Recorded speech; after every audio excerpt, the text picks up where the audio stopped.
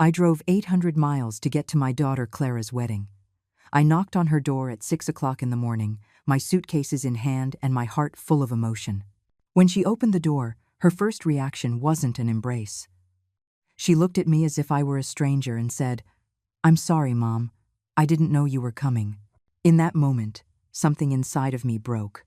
71 years lived, 800 miles driven, and my own daughter was acting as if my presence were an inconvenience. But that was nothing compared to what came next. My son-in-law, Julian, appeared behind her with that phony smile that had always given me a bad feeling, and he let slip the words that would change everything forever. "She thinks $63,000 guarantees your presence here." My blood ran cold, not because of the amount I had given for her wedding, but because of the coldness with which he said it, as if I were an investor, not a mother. My name is Eleanor. I am 71 years old, and for decades I believed that being a good mother meant giving everything without expecting anything in return. Clara is my only child. I raised her alone after her father abandoned us when she was just 8 years old. I worked double shifts. I sacrificed. I sold my car. I mortgaged my house, all so she could have the best. I paid for her college education, her first apartment, her new car. When she met Julian 3 years ago, I thought she had finally found happiness. How wrong I was. Julian turned out to be a manipulator who slowly pushed Clara away from me. At first, it was subtle comments. "Your mom is very nosy. Don't you think it's time for you to be independent? She treats you like you're a little girl." I watched as my daughter changed, as she grew colder toward me. But I thought it was part of growing up, of starting her own family. When they asked me for money for the wedding, I didn't hesitate for a second. $63,000 was practically all of my retirement savings, but it was for my daughter's happiness. "Mom, we want a perfect wedding," Clara told me with tears in her eyes. "You've always been so generous with us. I promise we'll pay you back." A lie. It was all a lie. The day I transferred the money, Julian told me, "Eleanor, since you're paying for the wedding, you'll obviously be in the front row." I thought it was a joke in poor taste. How could I not be at my own daughter's wedding? But when I arrived that morning, after driving all night, I realized that to them, I was just a walking bank account. "I didn't know you were coming," Clara repeated, without even inviting me inside. She was wearing a pink silk robe, getting ready for the most important day of her life, and I was an obstacle. Julian stepped closer and added, "Eleanor, the ceremony is very intimate. Just close family. Close family." As if I weren't her mother. As if I hadn't been the one who comforted her during nightmares, who cared for her when she was sick, who worked until I bled to give her everything she needed. "But I am your mother," I said to Clara, feeling my voice break. "I am your closest family." She looked away, clearly uncomfortable. "Mom, it's just that we already have everything organized. The seating at the church, the reception, it's all calculated." Calculated. Such a cold word to describe her wedding day. Julian took control of the conversation, as he always did. "Look, Eleanor, we really appreciate your contribution, but Clara and I decided we want a small ceremony for just our nearest and dearest. Nearest and dearest." I, who had given everything for that girl, was not part of the nearest and dearest. It was in that moment that something shifted inside me. A coldness I had never felt before spread through my entire body. I looked at Clara, searching her eyes for any trace of the child I had raised, but I only found indifference. I had raised a stranger. I had loved someone who saw me as an ATM. "I understand," I finally said, with a calmness that surprised even me. "I understand perfectly," Julian smiled, thinking he had won. Clara sighed in relief, believing the awkward moment had passed. But they didn't know that I had secrets too. Secrets that were about to change all the rules of the game. I walked to my car with my dignity intact, but my heart in pieces. As I started the engine, I took out my phone and dialed my bank. "Good morning. I need to freeze a transfer I made 2 weeks ago." The voice on the other end of the line was professional and efficient. "Of course, ma'am. What is the reason?" "Family fraud," I replied without hesitation. In 5 minutes, the $63,000 were frozen. Clara's perfect wedding had just turned into her worst nightmare, but this was only the beginning. As I drove back into the city, my phone started ringing. Once, twice, 3 times.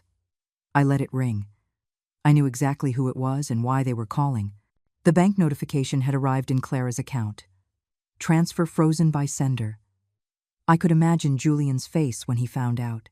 I could imagine the panic in my daughter's eyes when she realized her perfect wedding was falling apart. But I wasn't going to answer. Not yet. After so many years of being the mother who was always available, who always solved the problems, who always said yes, it was time for them to learn what desperation felt like. It was time for them to know what it meant to need someone and have that person not be there. I checked into the most elegant hotel in the city, not the cheap motel where I always stayed when I came to visit them.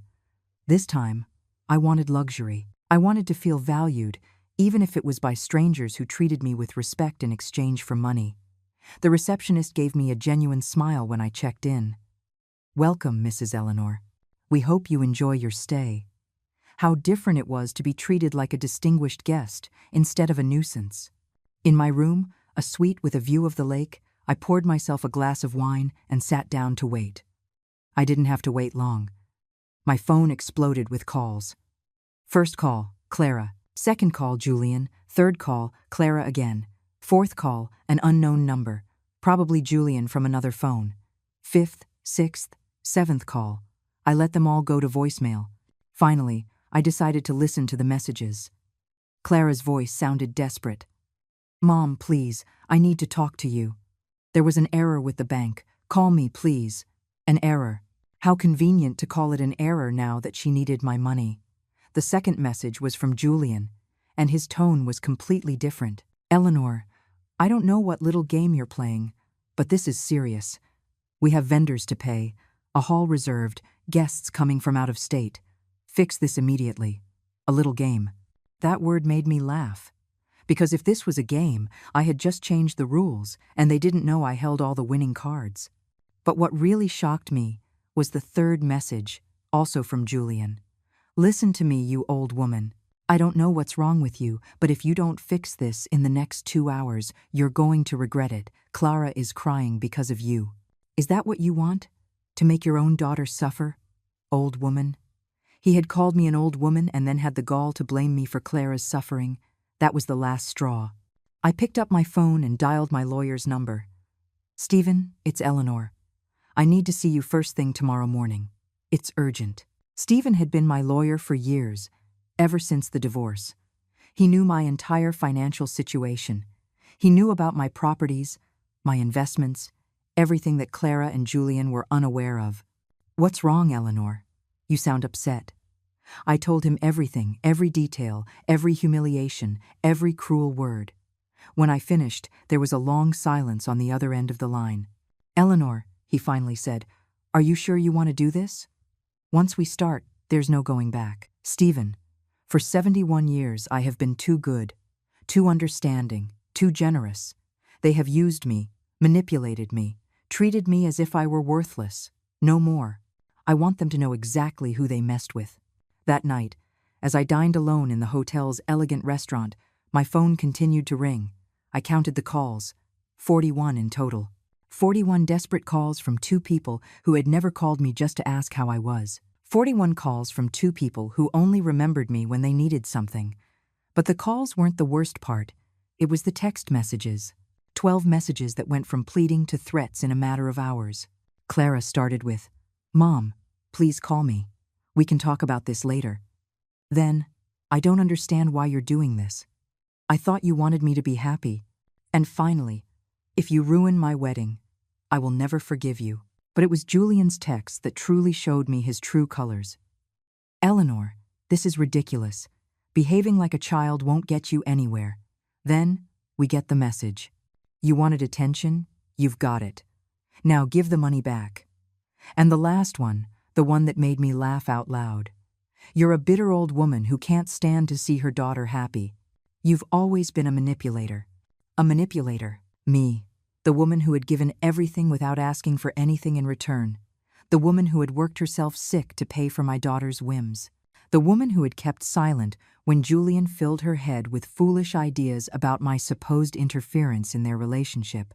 I couldn't sleep that night, not from guilt or regret, but from adrenaline. For the first time in years, I felt powerful. I felt in control.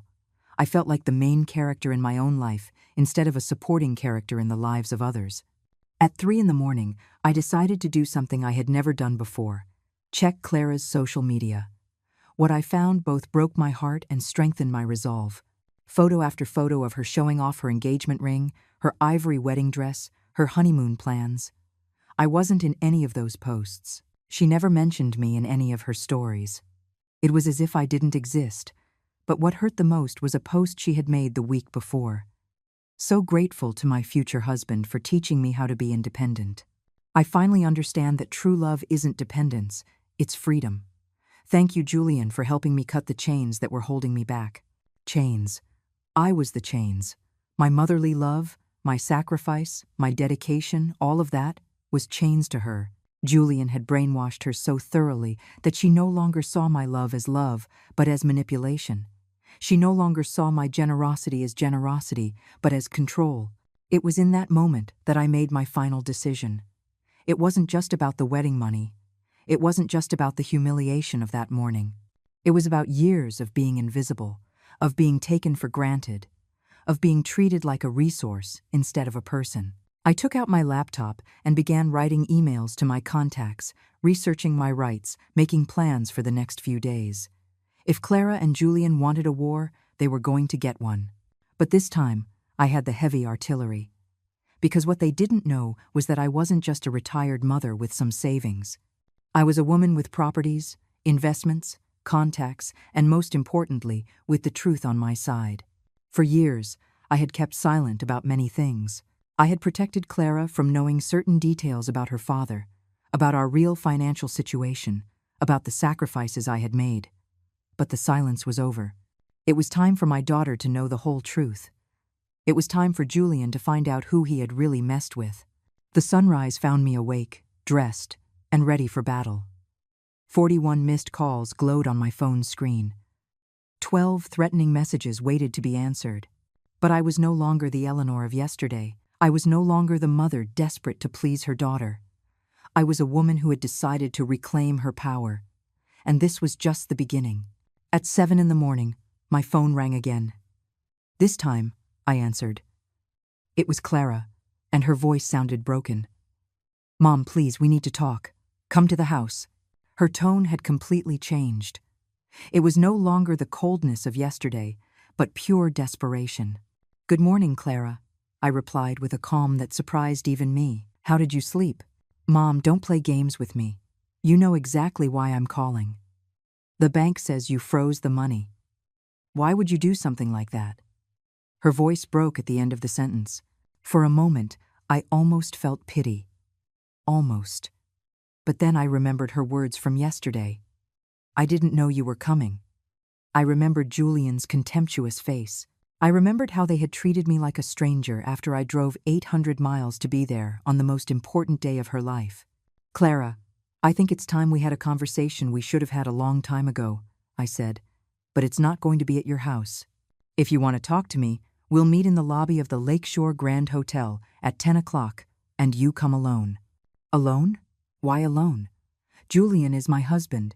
He has a right to be present in our family conversations." There it was again. Julian controlling even the conversations between a mother and daughter. "Clara, Julian is not your husband yet. And if you want me to unfreeze that money, you either come alone or you don't come at all. You decide." There was a long silence. I could imagine her consulting with Julian, asking for permission to speak with her own mother. Finally, she sighed. "Fine, I'll be there at 10. She hung up without saying goodbye. How far my little girl had strayed from the loving daughter who used to say, "I love you, Mom," before hanging up the phone. But I had more important things to do before that meeting. I called Stephen. "Good morning. Can we move up our appointment? I need to see you before 10. "Of course, Eleanor. How serious is this?" "Stephen, we're going to change my will. Completely." An hour later, I was in Stephen's office, signing documents that Clara could never have imagined existed. "Are you absolutely sure about this, Eleanor?" He asked me for the 3rd time. "This is a very drastic decision." I looked him straight in the eye. "Stephen, for years, I have been a mother. I have put my daughter's needs before my own. I have sacrificed my happiness, my comfort, my dreams for her. And yesterday, I discovered that to her, I am just a bank account. I am more sure of this than anything else in my life. The documents were ready. Stephen explained every detail, every consequence. Once you make this public, Clara is going to know exactly what she's losing. Are you prepared for that conversation? I smiled for the first time in 24 hours. Stephen, I've been preparing for that conversation my whole life. I just didn't know it. I arrived at the hotel 5 minutes before 10. Clara was already there, sitting in a lobby armchair with her eyes red from crying. She was wearing a light green dress I had given her last year for her birthday. She looked small, fragile, like the little girl I used to comfort when she had nightmares. For a second, my mother's heart softened, but then I remembered Julian's words. She thinks $63,000 guarantees your presence. Mom, she said, standing up as she saw me, and tried to hug me. I took a step back. Sit down, Clara. We have a lot to talk about. Her eyes filled with tears when she saw me reject her embrace. Mom, why are you acting like this?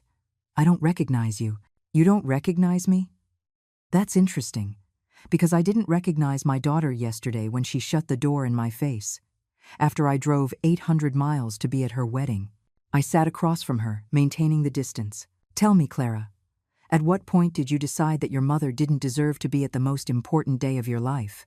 Mom, it wasn't like that. It's just complicated. Complicated? What a convenient word to avoid taking responsibility. Julian thought it would be better to have an intimate ceremony for only the closest family. And I'm not close family. The woman who gave birth to you, who raised you alone, who worked double shifts to give you everything you needed, she's not close family? The tears started to stream down her cheeks. Of course you're close family. You're my mother. But Julian says you've always been very intense with me, that I need space to create my own family. Intense. That's the new word they found to describe my motherly love. I leaned forward. Clara, let me ask you a very simple question. Who paid for your college? You did, Mom, but who bought you your first car? You did. But who lent you the money for the apartment where you live now? You did, but I don't see what that has to do with anything. And who gave you $63,000 for your perfect wedding? Her face turned pale.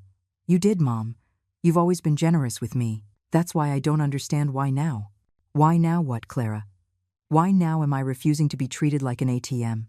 Why now am I refusing to be invisible in my own daughter's life? You're not invisible. You're very important to me. Her voice sounded desperate. Important. Clara, yesterday, your fiancé told me that you two believed $63,000 guaranteed my presence at the wedding, as if I were a guest who had bought a ticket, as if my place in your life depended on how much money I gave you. Julian didn't mean it like that. He was just nervous about the wedding. You know how people get when they're stressed.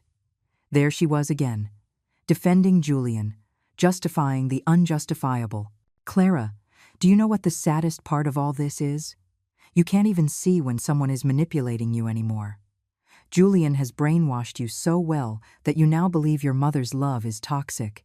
He hasn't brainwashed me. Julian helps me be independent. He helps me grow as a person. Independent. How ironic. Independent, Clara. You're not independent. You've gone from depending on me to depending on him. The difference is, I never made you feel guilty for needing me. That's not true. Julian truly loves me. He wants what's best for me. What's best for you, and what's best for you includes humiliating your mother on your wedding day? It includes treating me like a stranger after everything I've done for you? Clara stood up, clearly agitated. Mom, stop. I came here to ask you to unfreeze the money. The wedding is tomorrow. We have everything paid for with that money. If you don't release it, we're going to be humiliated in front of all our guests. Oh, so now you need me. Now I'm important. What a coincidence that your filial love shows up just when you need something from me. I stood up too, looking her directly in the eye. Tell me one thing, Clara. In the last 6 months, how many times did you call me just to see how I was doing? How many times did you come to visit me without asking for something? Her silence was more eloquent than any answer. Exactly. 0 times. The only time you talk to me is when you need something. Money, favors, for me to watch your dog when you go on trips. But you never call just because you miss your mother. That's not true. I love you, Mom. You love me? Really? Then tell me, when was the last time you said I love you without it being attached to a request for money? Again, the silence. Another nail in the coffin. Clara, I'm going to tell you something I've never told you. Something I've kept secret all these years because I wanted to protect you. Her eyes widened with curiosity and fear. When your father left us, I had two options. I could have gone with him, as he asked, and left you with my sister. Or I could stay with you and raise you by myself. Dad asked you to go with him? Her voice was barely a whisper. Yes, Clara. Your father asked me to leave everything and go with him to start a new life without you. He said you were too young, that you wouldn't remember us, that my sister would raise you well. Tears streamed freely down her face now. I chose to stay with you. I chose to be a single mother. I chose to sacrifice my chance at a new life because you were more important than anything in the world. My own voice broke, and now, 43 years later, my own daughter treats me like I'm an inconvenience. Mom, I didn't know. No, Clara, you didn't know because you never asked. You were never interested in how much it cost to raise you alone. You were never interested in how many nights I stayed up wondering if I was doing the right thing. You were never interested in the fact that I turned down 3 marriage proposals because no man was ever going to be more important than my daughter. The hotel lobby had become our stage of pain. Other guests glanced at us discreetly, but I no longer cared. This conversation had to happen. Do you know what the most painful part of all this is, Clara? You've become the very thing I tried to prevent. You've become someone who abandons their family when they no longer need them. Clara collapsed into the armchair, sobbing uncontrollably. Mom, I didn't want to hurt you. It was never my intention. It's just that Julian says, Enough, I shouted, and the entire lobby turned to look at us. Enough of, Julian says. Julian thinks. Julian's opinion. Where is Clara in all of this? Where is my daughter who had a mind of her own? I don't know what to say. Her voice was that of a lost child. Julian helps me see things differently. He says you've been very controlling, that you never let me grow up. Controlling. There was that word again. Clara, tell me something. When have I controlled you? When have I forbidden you from doing something you truly wanted to do? Well, you always had an opinion about my boyfriends. An opinion, not a prohibition. Remember David? That boy who hit you in college. Do you remember what I told you? Her eyes filled with recognition. You told me that no man had the right to lay a hand on me. Exactly. And was that control? Or was that a mother's protection? It was protection, she admitted in a low voice. And what about Evan, the one who cheated on you with your best friend? Do you remember what I told you? You told me I deserved someone who respected me. And was that control? Or was that love? Silence. So, explain to me how Julian has convinced you that my love is control and his manipulation is freedom. Clara fell silent, processing my words. I could see the confusion in her eyes, the internal struggle between what she felt and what she had been taught to think. Mom, Julian doesn't manipulate me. He loves me. He loves you, Clara? A man who loves you doesn't push you away from your mother. A man who loves you doesn't make you choose between him and your family. A man who loves you doesn't convince you to treat the person who has loved you most in your life poorly. But he says I need to be independent. Clara, look around you. Look at this luxurious hotel where I'm staying. Do you think a dependent woman can afford this? Do you think a woman with no resources can freeze $63,000 as if it were pocket change? Her eyes widened in surprise. I hadn't thought of that. No, because Julian has made you believe I'm a needy old woman who depends on you too. But the reality is very different, my love. I took out my phone and showed her the screen. This is my main bank account. Read the figure. Her eyes widened like saucers. Mom, is this real? Very real. And this is just one of my accounts. Do you want to see the others? I don't understand where all this money came from. Work, smart investments, properties I bought when you were little. Remember those weekends I would take you to visit friends? I was actually looking at properties, making investments, building a future for both of us. Clara put her hands to her mouth. All this time you've had so much money, and you never told me. For what? So you would love me for my money? So Julian would set his sights on my bank account instead of your heart? I wanted you to love me for who I am, not for what I have. But Mom, if you have so much money, why did you work so hard? Why did you always say money was tight? Because I wanted to teach you the value of hard work. I wanted you to know that good things are earned. I wanted to raise you with values, not with whims. The tears returned to her eyes. Mom, I feel awful. I didn't know any of this. No, Clara, you didn't know because you never asked. In all these years, you were never interested in how I was really doing, what plans I had, what I dreamed for my future.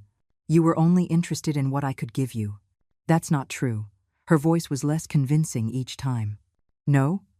Then tell me. Do you know what my favorite color is? Silence. Do you know what my favorite food is? More silence. Do you know what I like to do in my free time? The silence was deafening. You know nothing about me, Clara. To you, I'm just Mom, the one who solves problems and gives money. But I am Eleanor. I am a 71-year-old woman with tastes, preferences, dreams, and plans. I am a whole person, not just your mother. Mom, Let me finish. Yesterday, when Julian said you two thought $63,000 guaranteed my presence, he confirmed what I already knew. To you two, my value is measured in money. As long as I can give, I'm useful. When I can't, I'll be disposable. Don't say that. You know I love you. You love me? Then answer this. Why, on your entire social media page, in all your wedding photos, in all your posts about your happiness, do I never appear? Why do you never mention me? Why is it as if I don't exist in your life? Clara hung her head in defeat. Julian says that posting too much about family is in poor taste. And what do you say? What do you think? Or do you not think for yourself anymore? My voice hardened. Clara, when was the last time you made a decision without consulting Julian? He's my partner. It's normal to consult him on things. Normal? Is it normal for your partner to decide if you can mention your own mother on social media? Is it normal for your partner to have an opinion on whether your mother can come to your wedding? He just wants to protect me. Protect you from what? From your own mother? I leaned forward, staring at her intently. Clara, I'm going to tell you something I hope you understand. Julian doesn't protect you from me. He isolates you from me. And there is a huge difference. I don't understand the difference. Protection gives you tools to face the world. Isolation takes away your tools so that you depend on the person isolating you. Julian doesn't want you to be strong. He wants you to be dependent on him. But he makes me feel special. Special or needed? Clara, have you ever wondered why Julian never had a problem with me paying your expenses, but he does have a problem with me maintaining a close relationship with you? Clara frowned, thinking, I hadn't looked at it that way. Of course not, because he's very clever. He lets you receive my money, but not my love.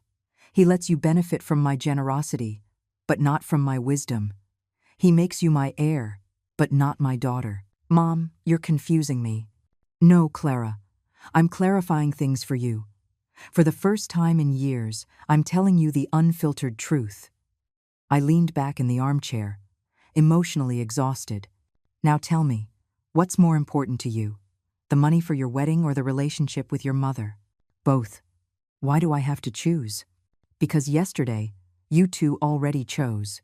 You chose the money when you closed the door on me. You chose the money when you treated me like a vendor instead of a mother. You chose the money when you humiliated me in front of my son-in-law. We didn't choose the money. Her voice sounded less certain. No? Then explain to me why Julian mentioned the $63,000 within the first 5 minutes of the conversation. Explain to me why his first concern wasn't apologizing for treating me poorly, but ensuring the money was still available. Clara fell silent, processing. I could see in her eyes that the pieces of the puzzle were starting to fit together. Mom, what do you want me to do? I want you to think for yourself, without Julian's influence. I want you to remember who you were before you met him. Were you more dependent on me, or were you more authentic? Silence. Clara, before Julian, when was the last time you spoke rudely to me? When was the last time you disrespected me?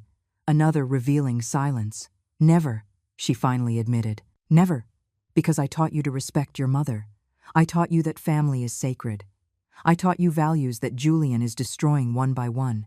I stood up, tired of the conversation.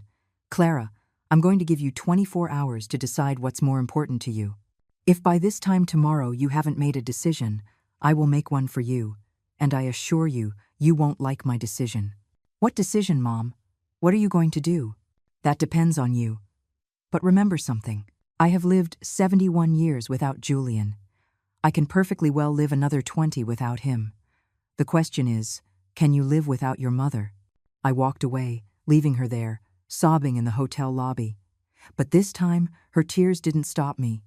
This time, my pain was stronger than my maternal instinct to comfort her.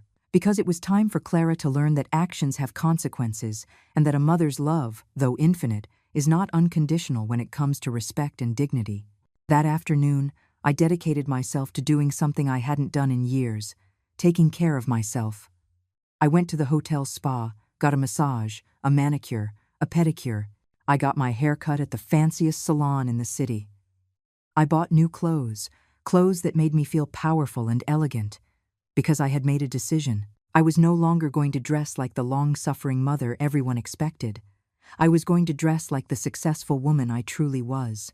As I was trying on an elegant red dress in the most expensive boutique on Michigan Avenue, my phone rang. It was Julian. This time, I decided to answer. Hello. My voice was cold, distant. Eleanor, we need to talk. His tone was no longer arrogant like yesterday. There was a note of nervousness that I enjoyed hearing. Speak, I said as I admired myself in the mirror. The red dress fit me perfectly. Look, I think there was a misunderstanding yesterday. Clara is very upset, and so am I. The wedding is tomorrow, and we need to sort this out. A misunderstanding. What a convenient word. There was no misunderstanding, Julian. You two were very clear yesterday. I was not welcome at my own daughter's wedding. The message was received loud and clear. That's not what we meant. We were stressed. You know how weddings are. Julian, let me ask you something. In these 3 years, have you ever treated me like your girlfriend's mother? Or have you always seen me as an obstacle? There was a long silence. I don't know what you're talking about, Eleanor. I've always respected you. I laughed, a genuine laugh that surprised even the saleswoman. Respected me? Calling me an old woman is respect? Saying I'm a manipulator is respect? Convincing my daughter that my love is toxic is respect? I never said those things. Julian, do you think I'm stupid? I'm 71 years old. I'm not a naive teenager. I know exactly what you've been doing. You've been poisoning my daughter against me since the day you met her. That's a lie. I love Clara. Do you love her? Or do you love what she can give you? Because a man who loves a woman doesn't push her away from her family. A man who loves a woman helps her be a better daughter, not a worse one. Clara is an adult who can make her own decisions. Her own decisions? Julian, Clara hasn't made a decision of her own since she met you. Everything she thinks, everything she feels, everything she decides, first goes through your filter. I signaled to the saleswoman to wrap up the red dress. I was taking it. Eleanor, we didn't call to argue about our relationship. We called to ask you to release the wedding funds. Ah, there's the truth. You didn't call to apologize for treating me poorly. You didn't call because you realized you made a mistake. You called for the money. The wedding is tomorrow. We have commitments, vendors to pay. We can't cancel everything at the last minute. And that's my problem? You two decided I wasn't important enough to be at the wedding. Now I'm deciding your wedding isn't important enough for my money. You're being very cruel, Eleanor. Do you really want to ruin your own daughter's wedding? Cruel. That word stopped me in my tracks. Julian, do you know what's cruel? Cruel is raising a daughter alone for 43 years and having her shut the door in your face on her wedding day. Cruel is working yourself sick to give your daughter everything and having her treat you like a stranger. Cruel is loving unconditionally and receiving contempt in return. But the money is already committed. People are coming from out of town. It will be a public humiliation. Exactly. It will be a public humiliation. Like the humiliation you put me through yesterday when you treated me as if I were an intruder in my own daughter's life. Eleanor, be reasonable. We can fix this. You can come to the wedding. We'll save a special seat for you. A special seat. After paying $63,000, they were offering me a special seat as if it were charity. A special seat. Like what? In the back row? In the kitchen? Or maybe standing outside watching the cars? My voice grew harder with each word. Don't offer me crumbs after you've taken the whole banquet. Fine, fine. Front row, next to Clara's parents. Julian, I am Clara's mother. I don't need to be next to the parents. I am the closest family she has, or at least I was, until you brainwashed her. Eleanor, tell me what you want. What do you need to release the money? There it was, the million-dollar question. Literally.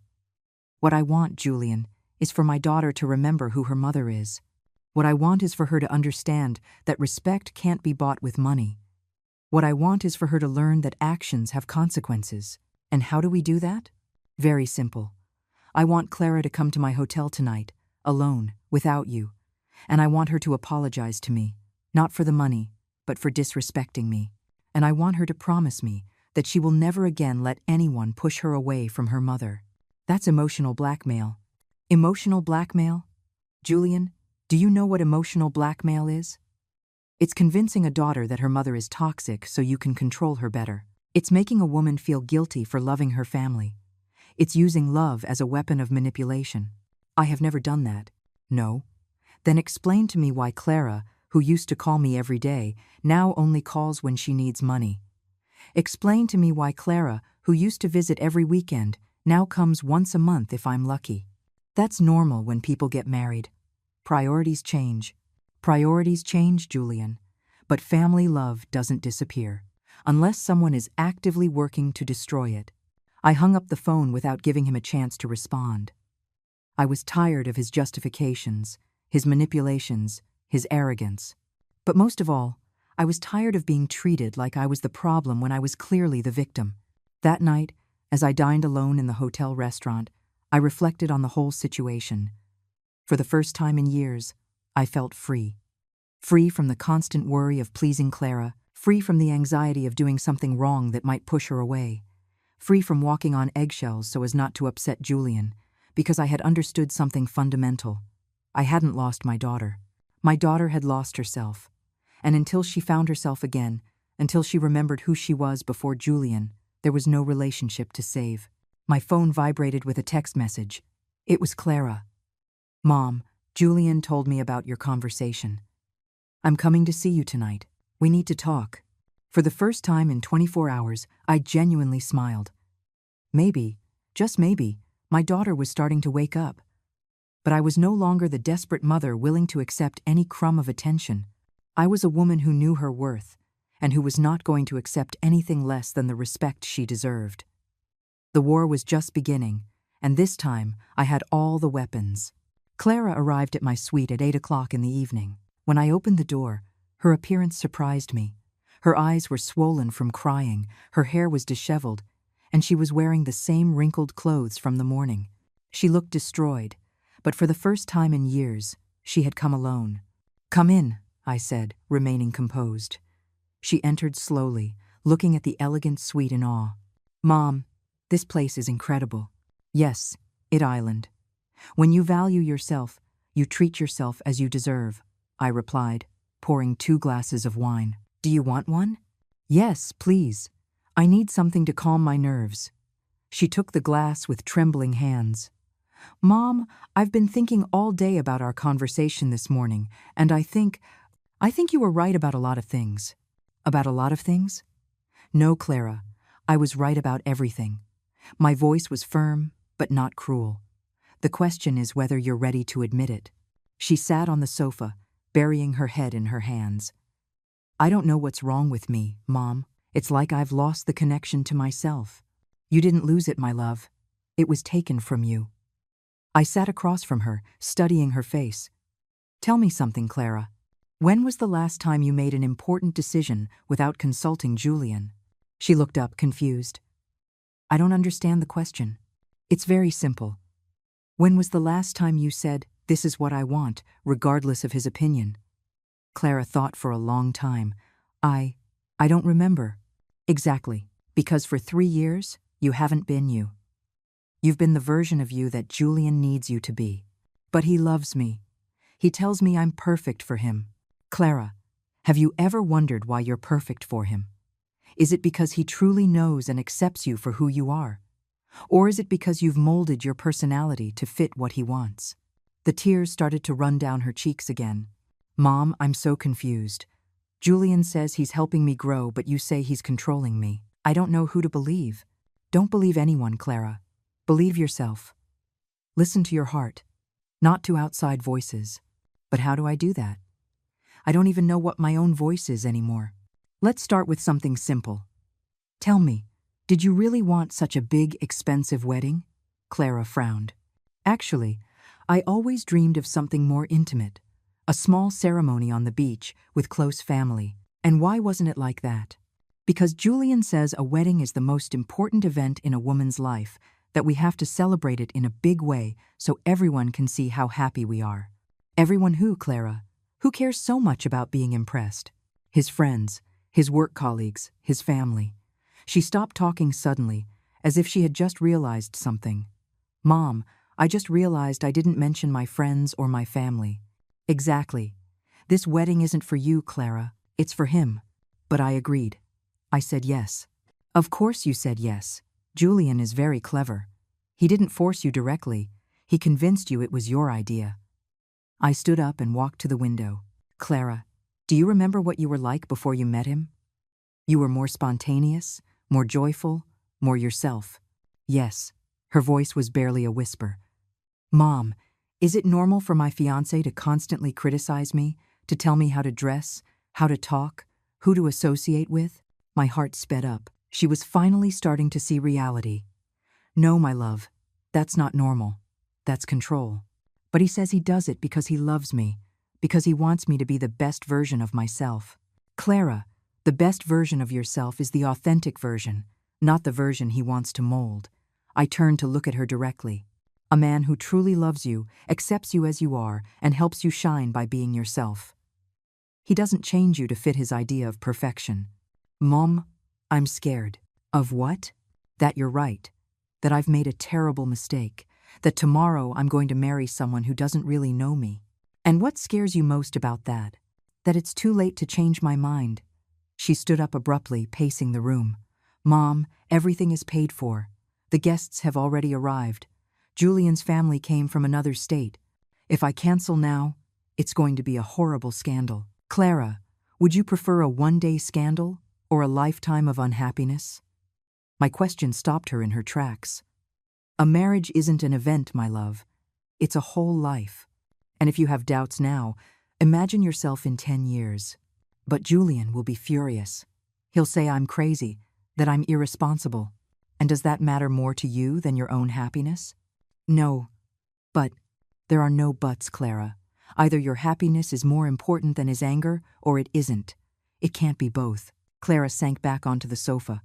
Mom, if I cancel the wedding, I'll lose Julian. And if you don't cancel it, what will you lose? Myself. And you. The admission came out like a painful whisper. Clara, I'm going to tell you something I hope you remember for the rest of your life. It is better to be alone and be yourself than to be with someone and be a fake version of yourself. I sat down beside her and took her hands. I was alone for many years after your father left, and they were happy years because I was authentic. Didn't you miss having a partner? Of course I did. But I preferred authentic loneliness to fake companionship. And look, I eventually found real love, but at that time, it wasn't my priority. Real love? When? 5 years ago, I met a wonderful man, Arthur. But I didn't tell you about him because by then, Julian had already convinced you that I was problematic. Her eyes widened like saucers. You have a boyfriend, and you never told me? Clara, I tried to tell you several times, but every time I mentioned I had met someone, you would change the subject or tell me to be careful with men who take advantage of older women. That sounds like something Julian would say. Exactly. Because they weren't your words anymore. They were his words coming out of your mouth. I stood up, went to my purse, and took out a photo. Look, it was a photo of Arthur and me on our last trip together. We looked happy, relaxed, in love. Mom, he looks like he really loves you. He adores me, and I adore him. But I have never allowed him to change me or to push me away from you. Because when love is real, it doesn't destroy existing relationships, it enriches them. Does he want to meet me? He's dying to meet you. But he respects that I set the time and the manner. He has never pressured me to choose between him and my daughter. The comparison was obvious and painful. Mom, it hurts so much to realize all of this. I know, my love. But the pain of the truth is temporary. The pain of living a lie is for a lifetime. I sat beside her again. Clara, regardless of what you decide about the wedding, I need you to understand something. You are my daughter, and you will always be my daughter. But I will not allow myself to be disrespected. What does that mean? It means that if you choose to stay with Julian, and he continues to poison you against me, I will protect my own peace of mind. I will not continue to be the ATM for your relationship or the villain in your love story. Mom, I don't want to lose you. Then don't lose me. But don't expect me to settle for the crumbs of love that Julian allows you to give me. My voice hardened slightly. I deserve a daughter who defends me, who values me, who includes me in her life out of love, not obligation. Clara burst into tears. Mom, I've been horrible to you. I didn't realize what was happening. My love, realizing is the first step. Now the question is, what are you going to do with this new information? Clara cried in my arms for 20 minutes. They were not tears of manipulation or self-pity. They were tears of recognition, of genuine pain for having lost herself. When she finally calmed down, she looked at me with the clearest eyes I had seen in years. Mom, I'm going to cancel the wedding. Her words surprised me, though it was what I had hoped to hear. Are you sure? It's a very big decision. I'm sure. I can't marry someone who has pushed me away from the most important person in my life. I can't marry someone who makes me doubt my own mother. Clara, only cancel the wedding if you truly don't want to marry him. Don't cancel it for me. It's not for you, Mom. It's for me. I've realized I've been living the life he wants, not the life I want. She stood up from the sofa with determination. I'm going home right now, and I'm going to tell him I'm not getting married tomorrow. Do you want me to come with you? I have to do this alone, but I need to know that when I walk out of there, I'll have a place to go. You will always have a place with me, my love. Always. I hugged her tightly. But Clara, be prepared. Julian is not going to take this well. He's going to try to manipulate you into changing your mind. I know. But I'm not going to fall for his games anymore. She took my face in her hands. Mom, forgive me for being so blind. Forgive me for doubting your love. Forgive me for letting someone convince me that you were the problem. You're already forgiven, my love. The only thing that matters is that you've come to your senses. I walked her to the door. Call me as soon as you're done talking to him. No matter the hour. After Clara left, I sat on the balcony of my suite with a glass of wine, waiting. I knew the conversation with Julian wouldn't be easy. I knew he would use all his manipulative weapons to make her change her mind. But I also knew that my daughter had awakened. And an awakened woman is very difficult to put back to sleep. My phone rang at 11 o'clock at night. It was Clara, and she sounded agitated. Mom, I'm in my car outside the house. Julian is furious. He screamed horrible things at me. What kind of things? He said I'm crazy, that you brainwashed me, that I'm an irresponsible person who doesn't understand the consequences of her actions. And what did you say to him? I told him that for the first time in 3 years, I'm thinking clearly, that I realized he had pushed me away from you and from myself. He went crazy. Mom, I've never seen him like that. Did he hurt you? Not physically, but... Her voice broke.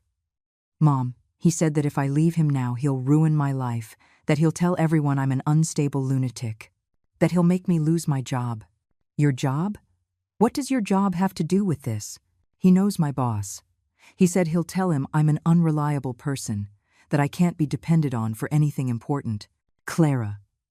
That's called blackmail, and it confirms everything I told you about him. I know. But I'm scared. What if he follows through on his threats? My love, a man who threatens you to stay with him doesn't love you. He possesses you. And possession is not love.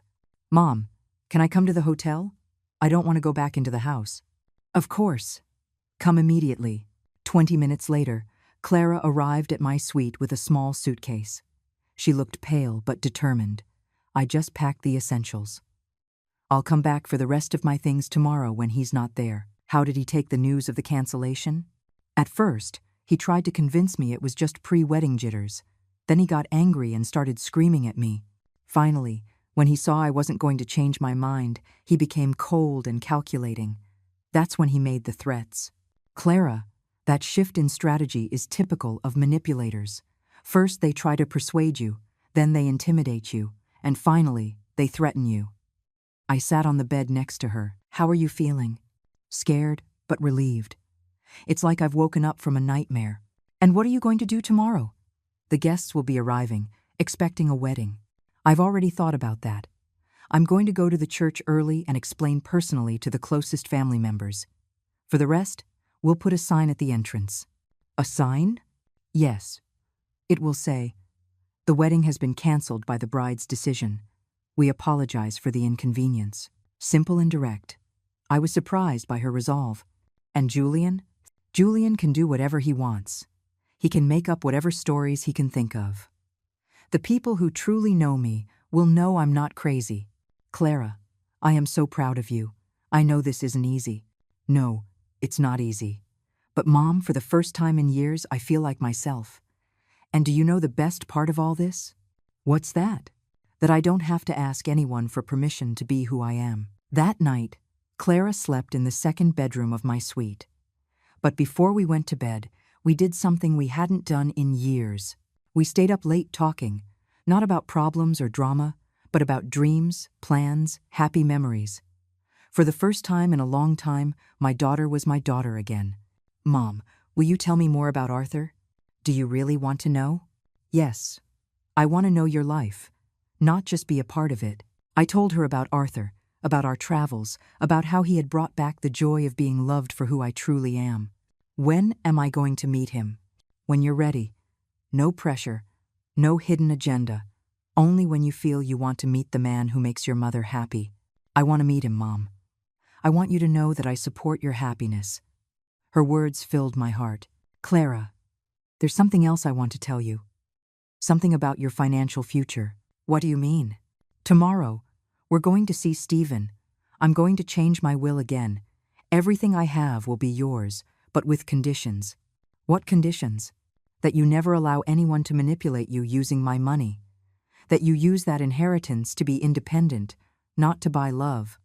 And that if you ever have children, you teach them the value of family respect. Mom, I don't need your money to love you. I know, my love, but I want you to have it so you never have to depend on anyone. So you never have to endure mistreatment out of financial necessity. That happened to you, with my father. Yes. That's why it's so important to me that you are financially independent. When we finally went to sleep, for the first time in years, I lay down without the constant anxiety about my relationship with Clara. I had gotten my daughter back, not just physically, but emotionally. I had won the most important war of my life, the war for my daughter's soul. But I knew Julian wouldn't stand by idly. A man like him doesn't accept defeat easily. Tomorrow would be a difficult day, but I wouldn't have to face it alone. My daughter was on my side again. The day that should have been the wedding dawned gray and rainy. Clara woke up early, more determined than ever. Mom, I want to go to the church before Julian gets there. I need to speak with Father Alexander and the relatives who have already arrived. Do you want me to come with you? No. I have to do this alone, too. But I need to ask you for a favor. Anything you need. Can you unfreeze the money? Not for the wedding, but to pay back the vendors who are not at fault. It would be unfair for them to lose their money because of my decisions. I felt so proud in that moment. My daughter had regained not only her authenticity, but also her sense of justice. Of course. As soon as the bank opens, I'll make the transfer. Thank you, Mom. Now I understand it was never about the money. It was about respect. Clara left at 8 in the morning. I stayed at the hotel, waiting for news and preparing for what I knew was coming. Julian's revenge. I didn't have to wait long. At 10 in the morning, my phone began to ring with unknown numbers. First call, Eleanor? This is Letitia, Julian's sister. What have you done to Clara? She's acting like a crazy person. Second call, this is Beatrice, Julian's mother. We demand an explanation. You have ruined my son's life. Third call, Eleanor. This is David, the best man. This is a scandal. How could you let Clara do this? I answered every call with the same response. Julian knows exactly why Clara made this decision. If you want answers, ask him, because I knew Julian had told them his version of events, where I was the manipulative villain who had destroyed their happiness. But the call that truly surprised me was from a number I didn't recognize. Mrs. Eleanor? This is Ivan, a reporter from the local news channel. We have information that the Julian-Clara wedding was canceled at the last minute due to family interference. Could you give us your version of events? There it was. Julian had called the press. He wanted to turn this into a public scandal, to pressure Clara into going back to him. I have no comment for the press, I replied and hung up. But I knew this was only the beginning. Clara returned to the hotel at noon, exhausted but at peace. How did it go? Better than I expected. Father Alexander was very understanding. He said he'd rather have a canceled wedding than an unhappy marriage. And our relatives, most of them understood. Some were upset, but when I explained that I had serious doubts about the relationship, they said I did the right thing. And Julian? He arrived as I was finishing, explaining the situation. He made a terrible scene, screaming that you had brainwashed me, that I was hysterical, that he had invested 3 years of his life in me. How did people react? Mom, that's when I realized that a lot of people already knew what Julian was really like. His own aunt told me afterward. Clara, my nephew has always been controlling. I'm glad you realized it before the marriage. Really? Yes. Apparently, it was no secret to anyone except me. But the conversation was interrupted when Clara's phone began to ring insistently. It was Julian. She hesitated before answering. Put it on speaker, I suggested. I want to hear what he has to say now that his plan has been ruined. Clara, thank God you answered. Listen, we can fix this. I know your mother filled your head with silly ideas, but we can get past it. His voice sounded desperate. Julian, they're not silly ideas. They are things I should have seen a long time ago. Clara, love, you're confused. Your mother is jealous of our relationship. She can't stand that you're happy without her. There he was again, trying to sow doubt. Julian, my mother isn't jealous. She's concerned, and she was right to be. Concerned about what? I love you, Clara. I've given you everything. No, Julian. You've taken everything from me. My personality, my relationship with my mother, my self-confidence. That's not love. That's a lie. I've helped you grow, to mature. Mature? Does maturing mean being isolated from my family? Does it mean doubting my own feelings? Does it mean needing your approval for everything? Clara's voice grew firmer with each word. Julian, you made me believe my mother was the problem when the problem was you. Clara, don't do this to me. Think of everything we've built together. What have we built, Julian? A relationship where you decide everything and I obey. That's not building, that's controlling. But I love you. Doesn't that count for anything? If you truly loved me, you would never have pushed me away from my mother. If you truly loved me, you would have helped me be a better daughter, not a worse one. Clara looked at me as she spoke, and I saw in her eyes a strength she had lost years ago. Julian, this is over. Don't call me anymore. Wait, what if we talk to your mother? What if we make peace? We can start over. It was incredible how he now wanted to include me once he realized he had underestimated me. No, Julian, there's no going back. And let me tell you something. My mother was right about you from the very beginning. It's a shame I was too blind to see it. Clara, if you leave me, you'll regret it. No one will ever love you like I do. I hope you're right. I hope no one ever loves me like you do, because your love was killing me from the inside. And she hung up. Immediately, her phone began to ring again, and again and again. Block him, I said. You've had the conversation you needed to have. Now he will try to exhaust you with calls until you answer. Clara blocked Julian's number and sighed in relief. But I knew this wasn't over. I knew men like Julian. They don't accept defeat. They seek revenge. And sure enough, an hour later, his next strategy began. Social media. Clara received screenshots from her friends. Julian had posted on Facebook. After 3 years together, my fiancé decided to cancel our wedding on the day itself because her mother convinced her I was a bad person. It's sad to see how family manipulation can destroy true love. Mom, he's trying to make me look like a manipulated lunatic. I know, my love. It was predictable. What are you going to do? Respond publicly? Number. Never get into public wars with manipulators. They are experts at playing the victim, but I am going to do something. What are you going to do? I'm going to tell the world who Eleanor really is, and who my daughter is. If Julian wants a media war, he's going to get one, but not with the weapons he expects. I turned to my laptop with determination. Clara, do you trust me? Completely, Mom. It was time for Julian to learn that he had completely underestimated his opponent. I was not just a concerned mother. I was an intelligent woman, with resources, with contacts, and with the truth on my side. The real war was just beginning. That afternoon, I opened my laptop and created something I never thought I would. A social media account. But not just any account. An account where I would tell my full story, with proof, with dates, with everything. If Julian wanted to play dirty, I was going to teach him how it's done when you have 71 years of experience. Mom, are you sure about this? Clara watched me type my first post nervously. My love, my whole life I have stayed silent when I've been attacked. I have been the polite lady who doesn't make a scene. But Julian touched my daughter, and I don't forgive anyone for that. My first post was simple but powerful. My name is Eleanor. I am 71 years old. And yesterday my daughter canceled her wedding. Her ex-fiancé is claiming I manipulated her. This is my real story, with proof.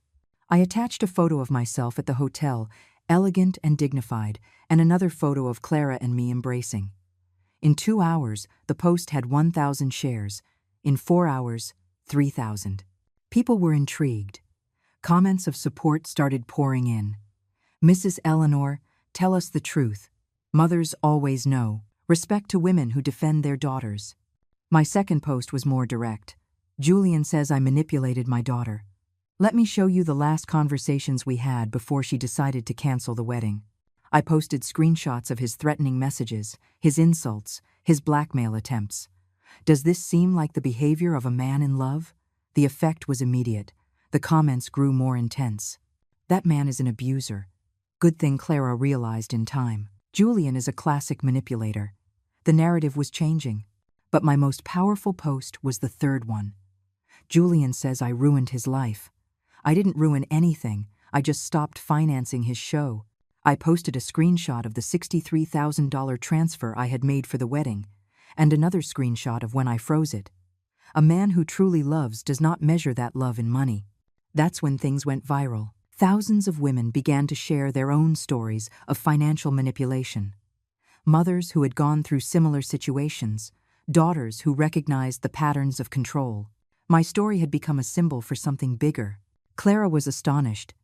Mom, you have 50,000 followers in one day. I know, my love. Because there are many women who have lived this. I just put into words what many have felt. And Julian? Julian is desperate.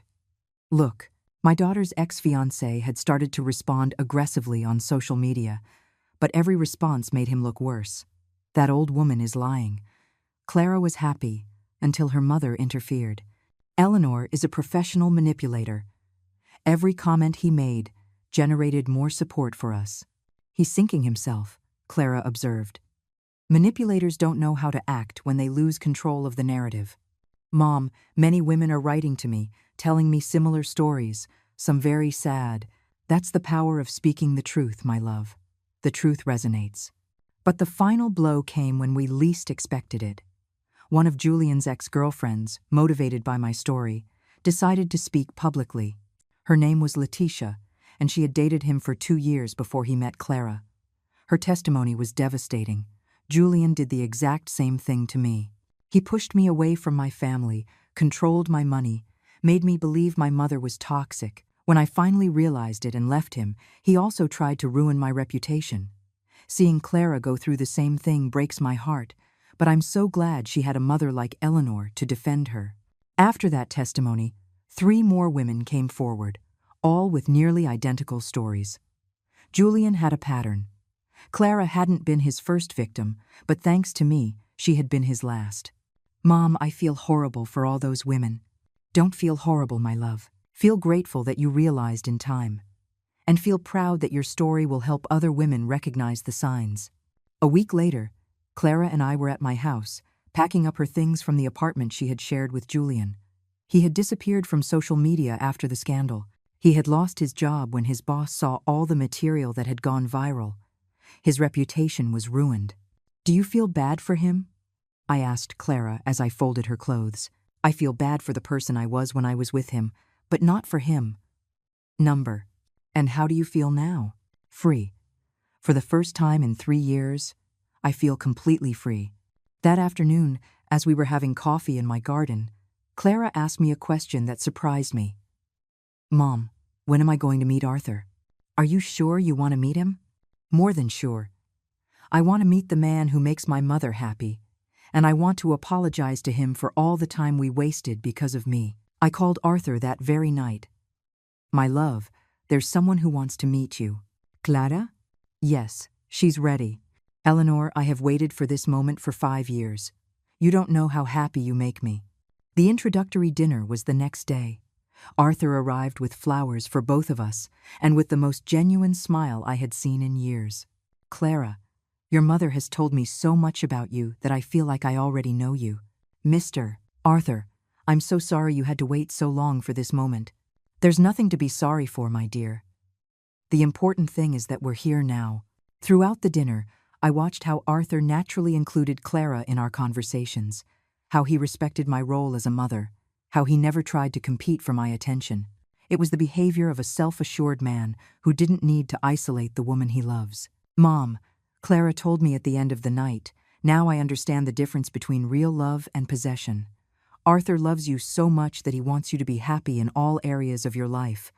Julian loved me so much that he wanted to be my only source of happiness. 6 months later, Clara had found a new job. She had made new friends and had started dating a man who encouraged her to talk to me every day. I had sold some of my properties, and Arthur and I had decided to travel the world together. Mom, there's something I want to tell you. We were having lunch at our favorite restaurant, a tradition we had resumed. Tell me, my love, I want to thank you for being strong enough to fight for me, even when I was against you. Clara, that's the difference between a mother and a manipulator. A mother fights for her child's well-being, even when it's hard. A manipulator fights for control, no matter the cost.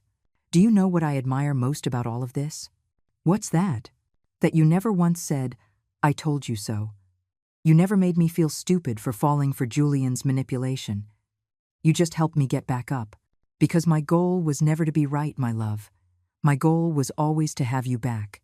That night, as I was having dinner with Arthur in our apartment, he told me something I will never forget. Eleanor, what you did for Clara was extraordinary. Not many mothers would have the courage to risk their relationship with their daughter to save her from herself. Do you know what I learned from all of this, Arthur? What's that? That true love sometimes requires being brave. It requires saying no when everyone expects you to say yes. It requires standing up for what's right, even if it makes you look like the villain. And do you regret anything? Only one thing. That it took me so long to realize that I shouldn't have to apologize for loving fiercely. For years, I thought my motherly love was too much. Now I know that my motherly love was exactly what Clara needed to save herself. I don't regret driving 800 miles for a wedding I wasn't welcome at. I don't regret freezing $63,000. I don't regret fighting for my daughter when she couldn't fight for herself, because I learned that kindness should never be practiced at the expense of self-respect, and that a mother who knows her value raises a daughter who knows hers.